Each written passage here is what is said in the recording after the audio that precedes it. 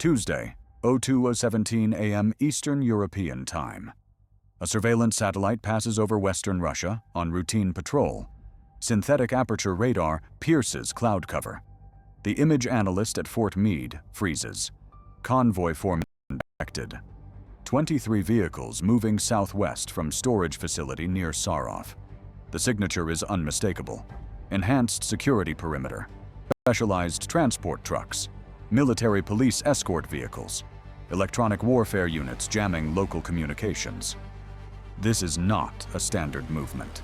The analyst flags the report as Priority Alpha. Forwarding to Strategic Command. Joint Chiefs briefing requested. CIA desk officer cross-references the route. The convoy is heading toward Kursk Oblast, toward the Ukrainian border, toward the operational theater. The distance from Sarov to Ukrainian frontier, approximately 680 kilometers. Current convoy speed, 45 kilometers per hour. Estimated time to deployment zone, 14 hours. Maybe less if they accelerate during night movement. Within 18 hours, tactical nuclear weapons could be positioned within strike range of Ukrainian cities, NATO supply lines, or any target Moscow designates as critical. The question burning through every command center from Washington to Brussels is brutally simple. What does Russia intend to do with those weapons? 03:41 a.m. at the Pentagon. The secure video teleconference connects 5 locations simultaneously. Strategic Command in Omaha. European Command in Stuttgart. CIA Headquarters in Langley. State Department Operations Center. White House Situation Room. The satellite imagery displays on every screen. The National Security Advisor asks the question everyone is thinking. Are we watching deployment for use or deployment for signaling?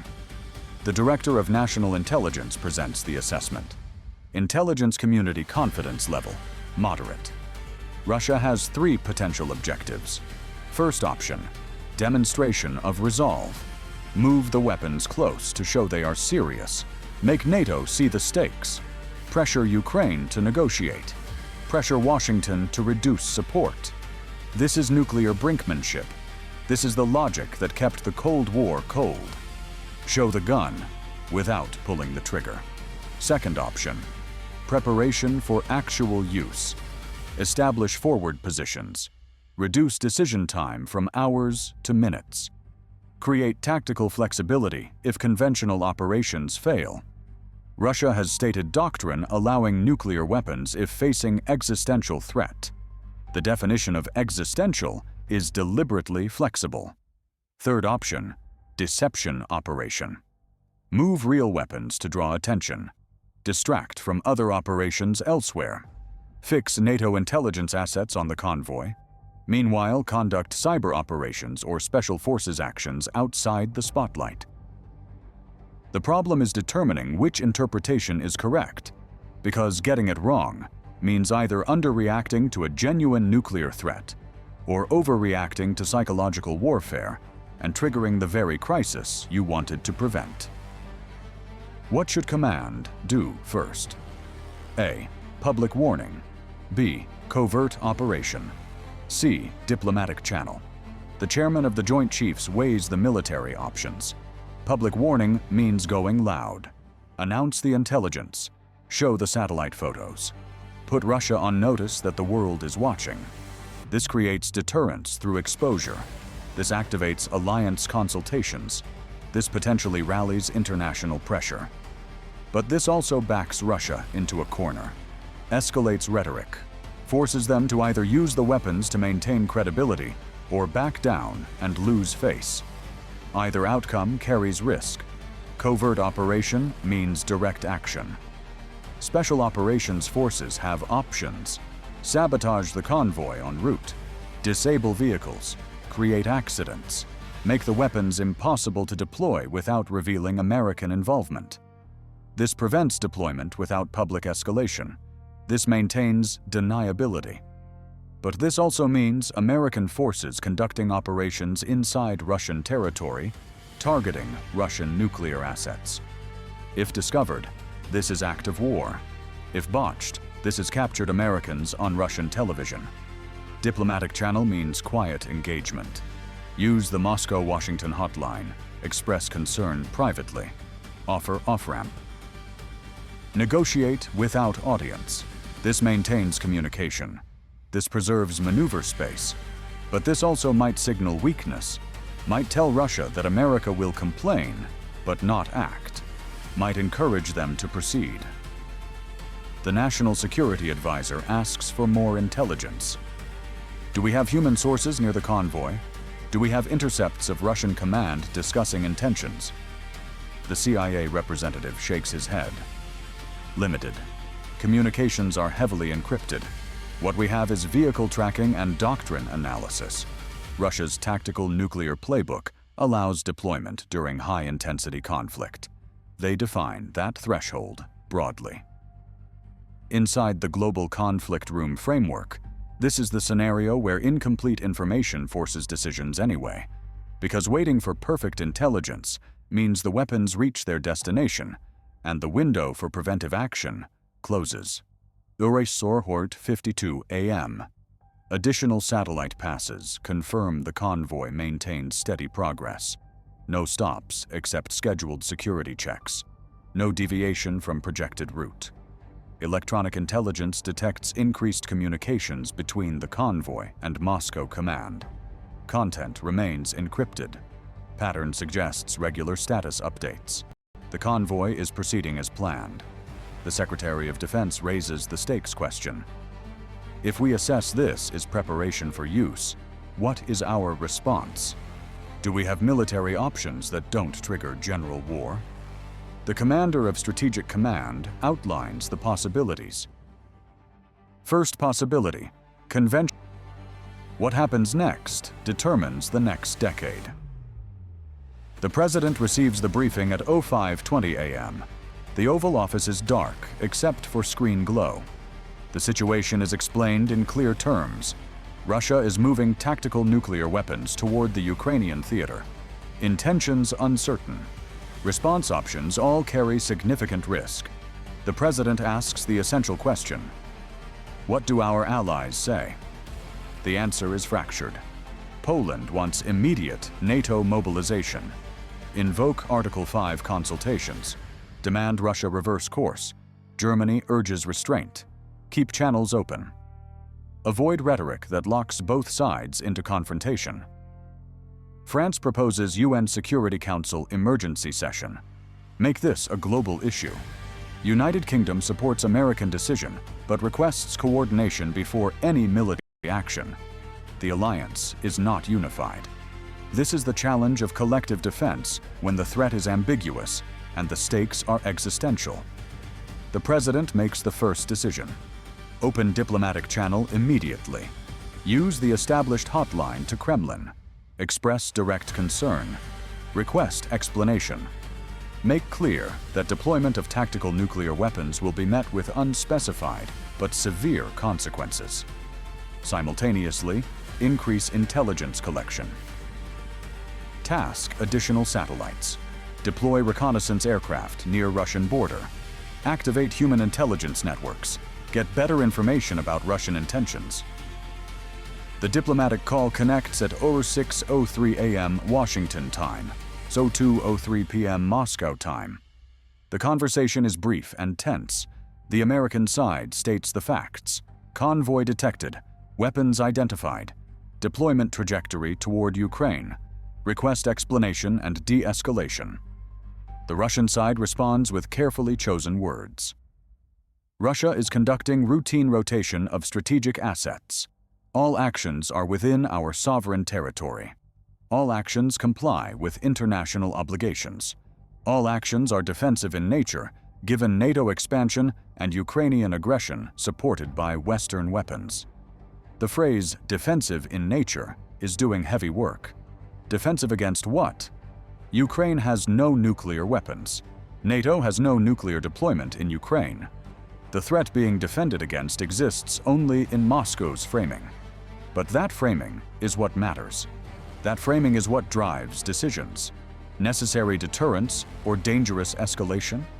The debate inside the global conflict room reveals the fundamental problem.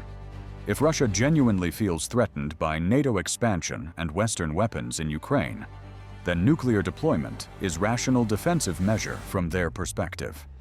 If Russia is manufacturing threats to justify aggression and coercion, then nuclear deployment is offensive escalation. The truth is probably somewhere between these poles, but that middle ground provides no clear guidance for policy. 8:15 a.m. The convoy reaches a staging area near Kursk. Satellite imagery shows vehicles dispersing to hardened shelters. Security perimeter expands. Air defense systems activate around the site. The weapons are now positioned approximately 180 kilometers from Ukrainian territory. Flight time for tactical missile, under 5 minutes. Warning time for Ukrainian defenses, minimal. Decision time for Russian command, compressed to minutes rather than hours. The tactical environment has fundamentally changed. The NATO Secretary General convenes Emergency North Atlantic Council meeting. All 32 member states participate. The discussion is intense. Should this be treated as Article 5 situation? The weapons are not in NATO territory. The weapons are not targeting NATO cities. But the weapons change the strategic calculus for every member state. If Russia is willing to deploy tactical nuclear weapons near Ukraine, what stops deployment near Poland, near Baltics, near any frontier where Russia claims security interests? The consensus emerges slowly. This is not yet Article 5 moment, but this is warning sign. NATO will increase readiness. NATO will enhance intelligence sharing. NATO will prepare contingencies. The unspoken message, go further, and the alliance responds collectively. Which system activates first in a missile alert? A. Radar. B. Satellites. C. Command link.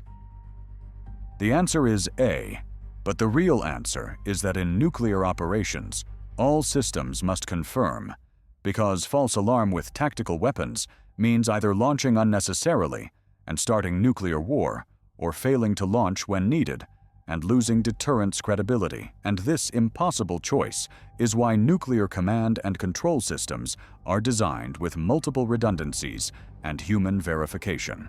11:47 a.m. Washington time. Intelligence update arrives. Russian state media begins broadcasting stories about NATO provocations, footage of American weapons in Ukraine, interviews with Russian civilians expressing fear of Western aggression, statements from defense officials about Russia's right to defend itself with all available means. This is narrative preparation. This is shaping the information environment. If Russia uses tactical nuclear weapons, the domestic audience is being primed to accept it as necessary defensive action. International opinion is being positioned to view it as result of Western escalation. The blame is being assigned preemptively. The President convenes a smaller group: National Security Advisor, Secretary of Defense, CIA Director, Chairman of Joint Chiefs.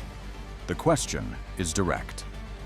If Russia uses a tactical nuclear weapon in Ukraine, what is our response?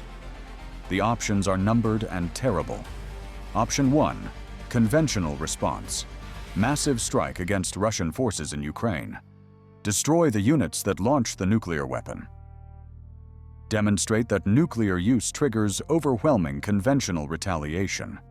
This maintains escalation control by not going nuclear in response. But this also means direct American military action against Russian forces. This is war between nuclear powers. Even if conventional initially, the escalation pathways to strategic exchange remain open. Option 2, nuclear response. Limited tactical nuclear strike against Russian military target. Eye for eye. Demonstrate that nuclear use meets nuclear consequences. Restore deterrence through punishment. This shows resolve. This reestablishes red lines. But this also means America has crossed the threshold into nuclear war.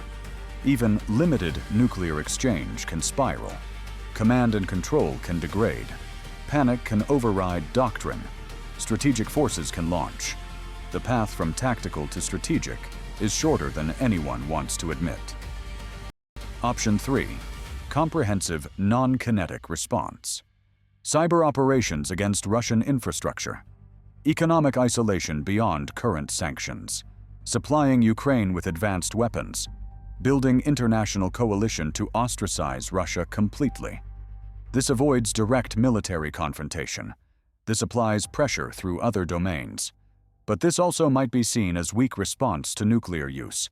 Might encourage Russia to use again. Might signal that nuclear threshold can be crossed without existential consequences.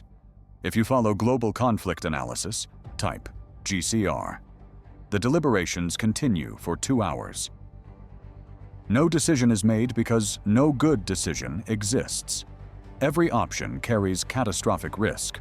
Every option depends on assumptions about Russian rationality, command control, and escalation management that might be wrong. By 19 hours Moscow time, additional intelligence emerges. Radio intercepts suggest the weapons are being mated with delivery systems. Warheads are being mounted on short-range ballistic missiles. This is moving from deployment to operational readiness. The window for preventive action is closing. The window for diplomatic resolution is narrowing. The White House issues a public statement at 2 p.m. Eastern. The language is carefully calibrated. The United States has observed concerning movements of Russian military assets. We call on Russia to exercise restraint and maintain strategic stability. The use of nuclear weapons in any form would have severe and unprecedented consequences. We urge immediate dialogue to reduce tensions. The statement is simultaneously firm and vague. Firm on consequences, but vague on what those consequences are. This is deterrence through ambiguity. This is leaving Russia uncertain about response, while making clear response will occur. The Russian Foreign Ministry responds within 30 minutes. The statement calls American concerns hysteria and propaganda. It reaffirms Russia's right to position forces anywhere within its territory. It warns against Western interference. It does not confirm or deny nuclear deployment. The situation remains unresolved as daylight fades. The convoy has reached its destination. The weapons are deployed. The intentions remain uncertain. Both sides are now in a position where miscalculation means disaster, where accident means war, where hesitation means vulnerability and overreaction means catastrophe. Strategic outcome: ambiguity sustained. The weapons are deployed but not used. Deterrence is tested but not broken. Communication continues but positions harden. The nuclear threshold becomes slightly more normalized. What was unthinkable is now actual. Lessons from command decisions. First lesson: intelligence gaps force decisions anyway. Perfect information never arrives. Leaders choose based on what they know and what they fear. Second lesson: allies complicate as much as help. Collective defense means collective decision-making. Unity is hard when stakes vary by geography. Third lesson: nuclear weapons change everything. Even deployment without use alters strategic landscape. The shadow of escalation darkens every option. Was escalation avoidable? Who bears responsibility? What decision would you make in that room? These questions follow every commander who faces them, because the global conflict room is where theory dies and consequences live, where doctrine meets reality, where buttons connect to cities. Subscribe to Global Conflict Room. Inside the room where history changes. History.